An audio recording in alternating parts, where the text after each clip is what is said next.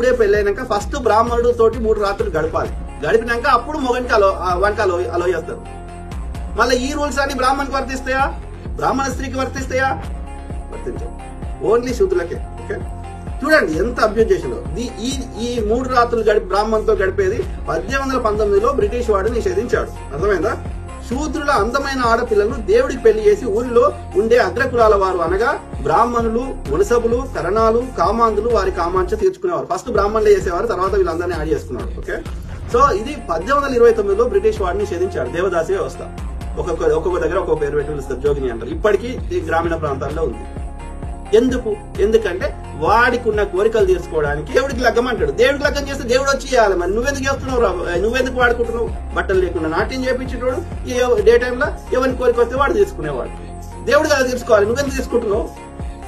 ఆలోచించాలి. మళ్ళీ అప్పుడు అంటరానితనం రాదు, మరి ఆ పని చేసేటప్పుడు అది అయిపోగానే మళ్ళీ అంటరానితనం వస్తుంది.